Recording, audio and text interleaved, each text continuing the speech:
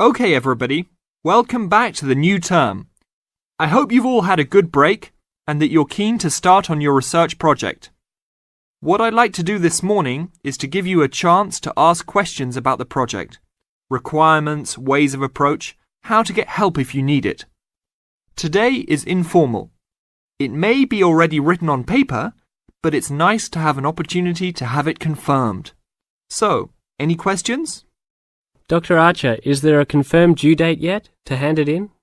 Yes, I can now confirm that it's 16th of July, not 15th as first advised. Okay? And what about the word limit? Well, there is some flexibility on this, but in general it's 8 to 10,000 words. Ah, I see. And you can choose your topic, anything from years 2 and 3. Yes? I still can't work out what I want to do it on. In that case, you should see your course tutor to agree on your final topic, and you should also be aware that there is special assistance available at the library on library resources if you need help on that. Can I just check on the deadlines for everything? Certainly. Look, let me write it on the board when each stage should be completed. First of all, you've got to work on your basic project outline, and that's due in to your course tutor by 21st of February. Which is only 2 weeks away, so you need to get cracking on that. Do we have to include a full reference list by then too? No, your reference list is due on 6th of April, which is 1 week later, so you have time to discuss this with your tutor. And when should we be doing the research? Well, that's over a 1-month period, essentially April to May. And the write-up? Well, you need to do quite a bit of research before you get going on your writing. So that's really May to July, with a due date for handing in on the 16th. Any more questions? Before you hear the rest of the conversation, you have some time to look at questions 7 to 10.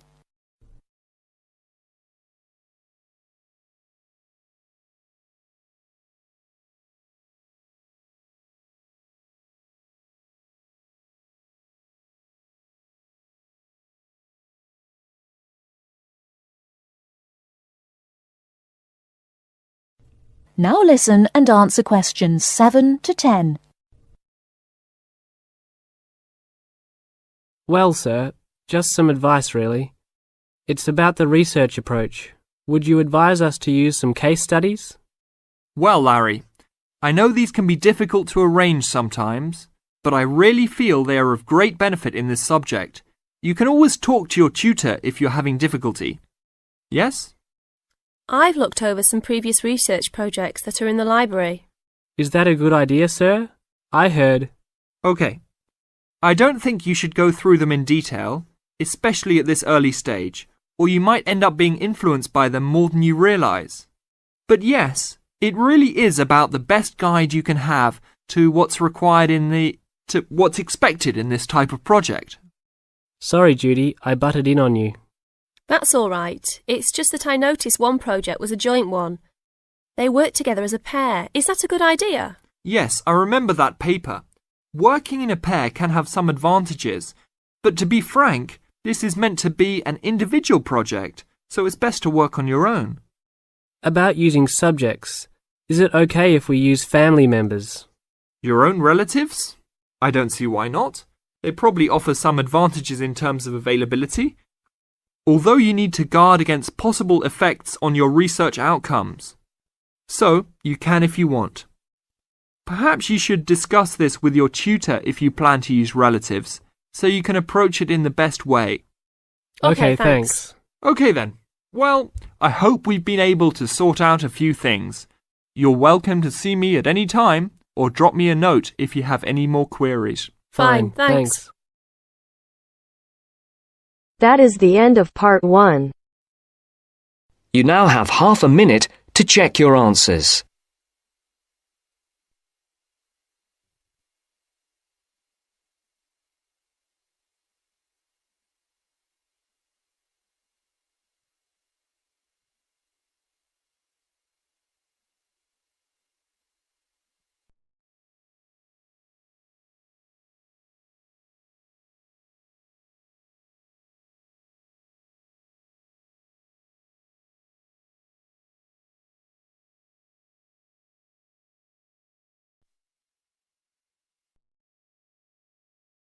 Now turns to part 2.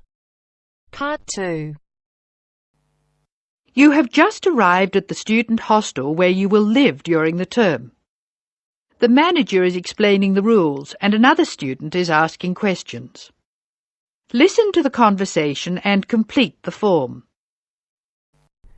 First, you have some time to look at questions 11 to 16.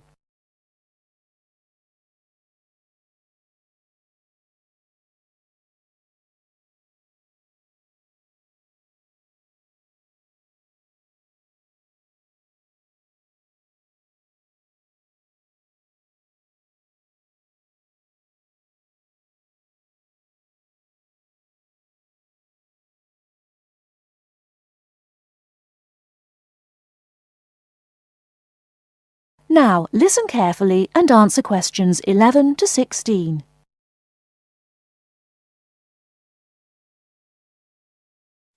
Excuse me, I want to ask you about the charges for meals. Are they the same as they were last year? No, I'm afraid they're not.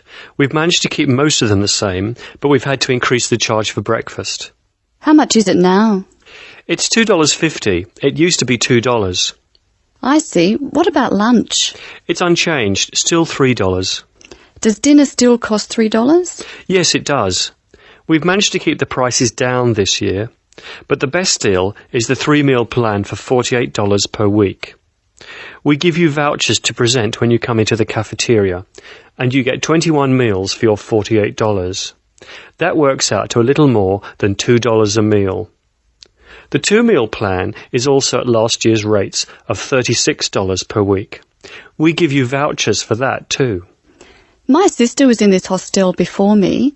I'm sure the hours for breakfast used to be longer. Yes, they were. They used to be 7 to 9:30, but to keep our expenses down, we made them 7 to 9.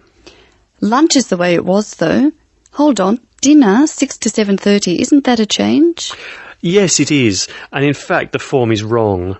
It used to be 5:30 to 7:30, but now it's 6 to 8 p.m. 6 to 8 p.m. That's good. So, which plan would you like? I'd like to think about it, please. I need to check my lecture schedule. Before you hear the rest of the talk, you have some time to look at questions 17 to 20.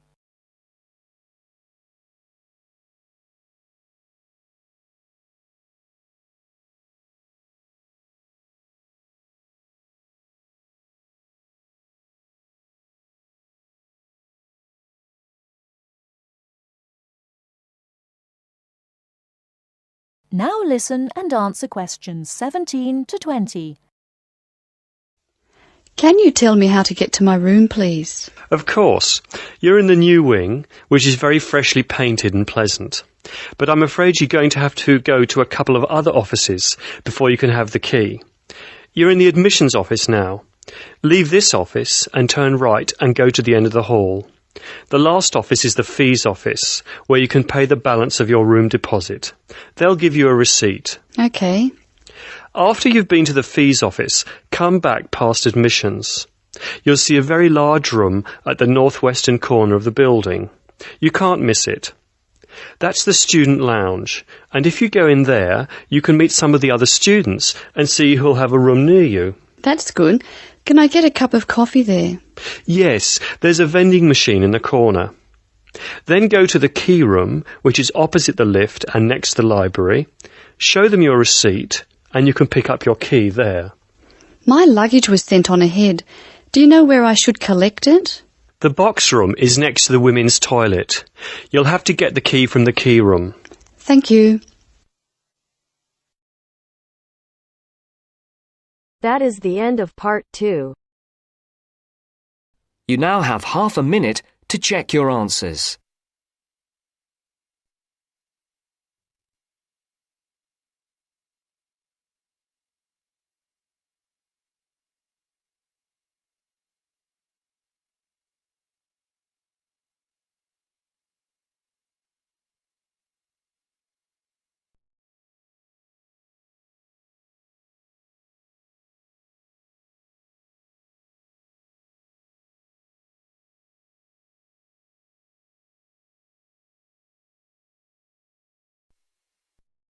Now turns to part 3. Part 3. You will hear a conversation between two students who will discuss a project they're working on together. You have 30 seconds to look at questions 21 to 27.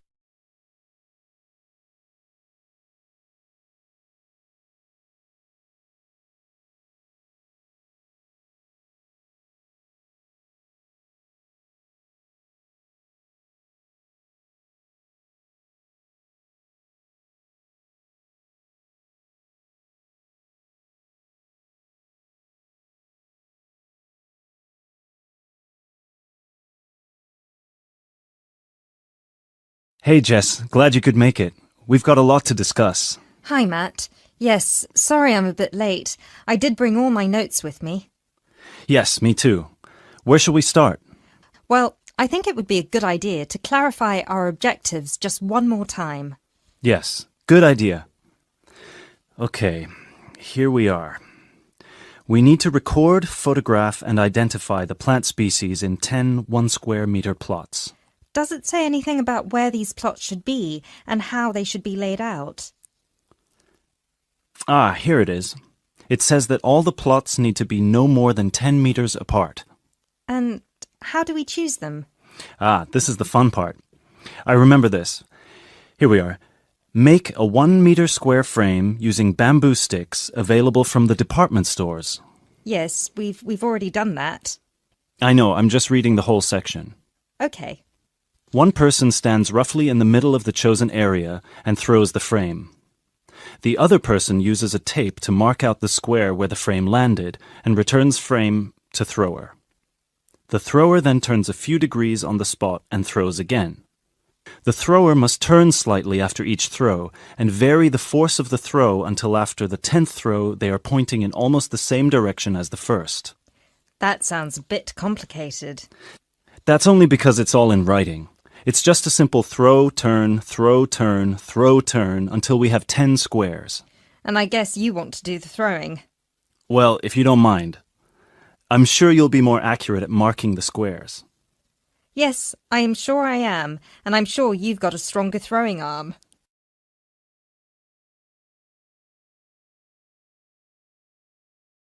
You now have 30 seconds to look at questions 28 to 30.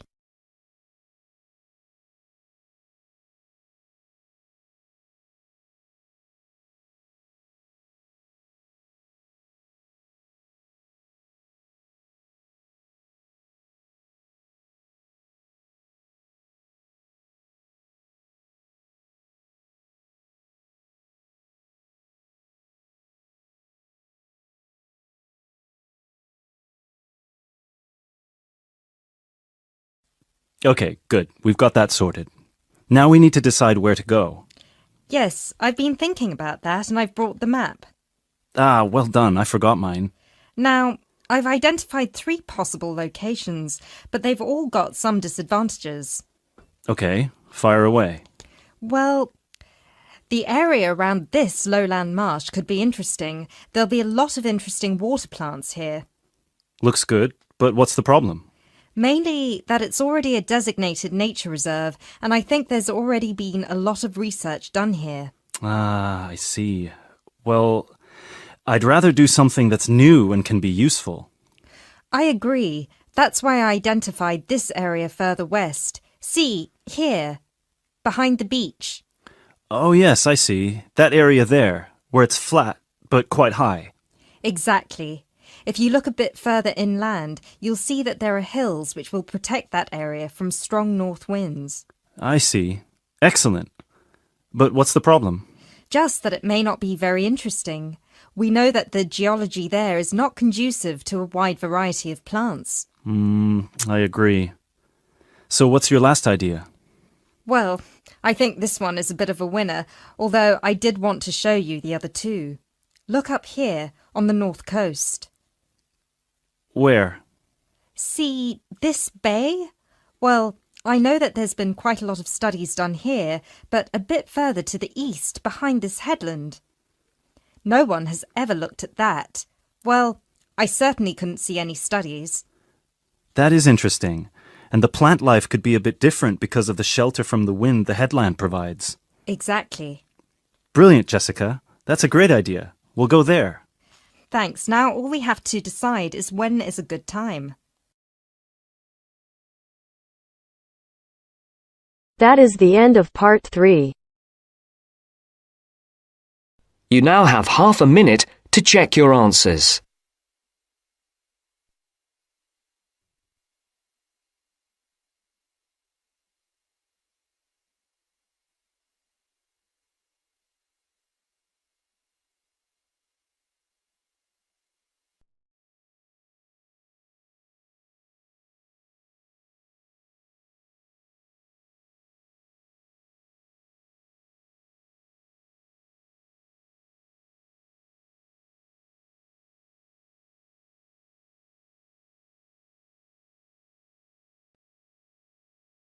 Now turns to part 4.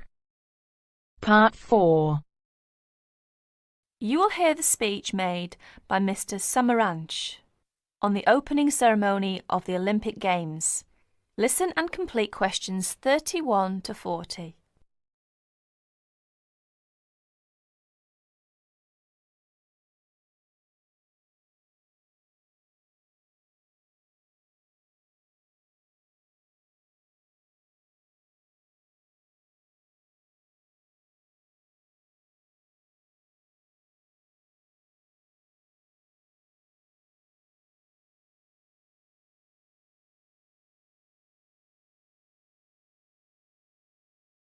Here is the President of the International Committee, Mr. Samaranch's speech at the opening ceremony of the 26th Olympic Games. I'll read it for you.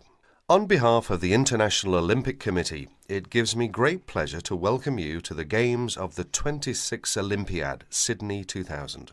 The goal of the Olympic movement is to contribute to building a peaceful and better world by educating youth through sport practice without discrimination of any kind, and in the Olympic spirit. In the spirit, nations and youth of the world come together every 4 years to celebrate the world's largest sporting festival.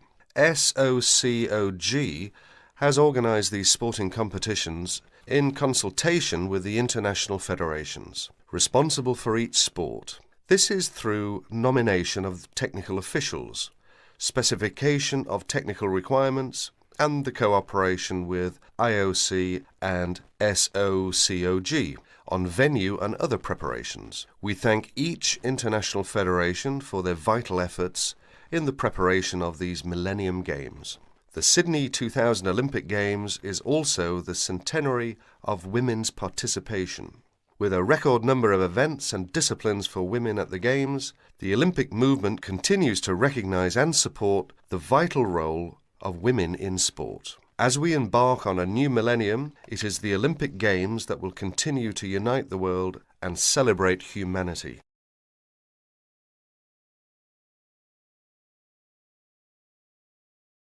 That is the end of part 4.